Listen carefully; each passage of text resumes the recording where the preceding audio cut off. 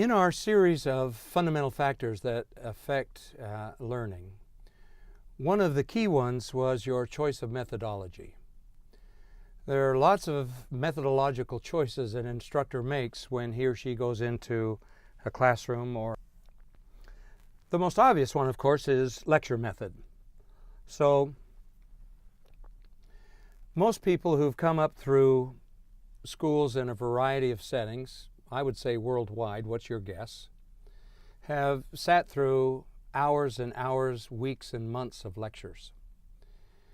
The primary philosophy of a lecture approach is, I know something that you need to know, and my job is to tell you. So this, as I said earlier, tends toward a deductive approach, a deductive philosophy of facilitating learning. And it also leads toward a hierarchical structure where the revered person in the room, what some of my colleagues call the sage on the stage, is going to impart to you wisdom, which your job is to head down, taking notes as fast as you can, put into your heads. And there's a lot of efficiency with this because faculty can cover their material. I have lecture notes, I have a set of topics I need to get through. I've got 15 sessions in this course.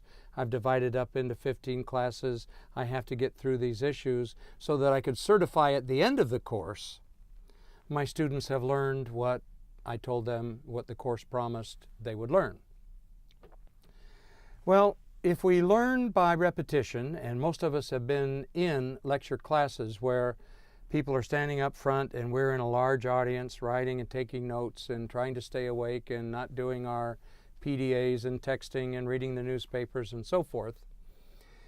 If people learn by imitation and repetition, then this is probably the dominant lecture or the dominant educational methodology employed in the world today. I don't believe it's the most effective.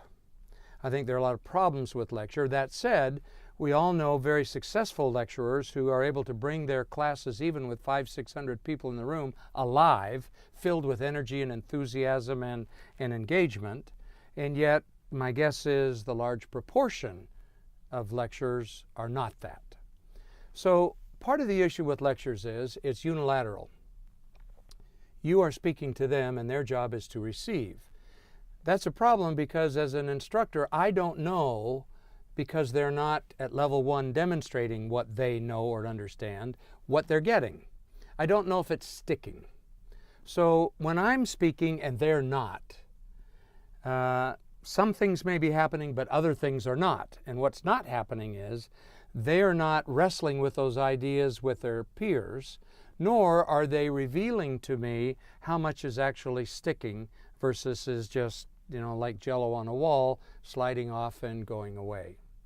So while I will employ and encourage people to have lectures in their repertoire, I prefer to think of the most effective use of lectures as a lecturette, a little 2 or 3 or 5 minute snippet where we can inculcate an idea that seems relevant to the discussion at the moment.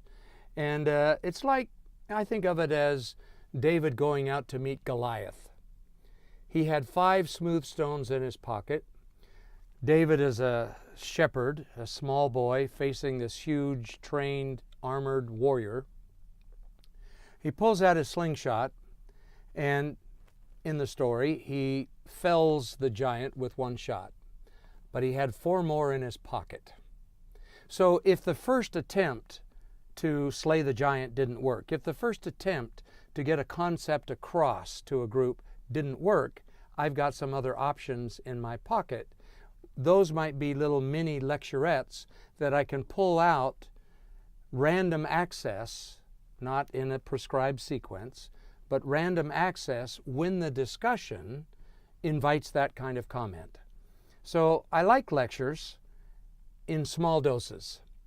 In small doses as one of many tools that we can use and should be using, I believe, to facilitate learning.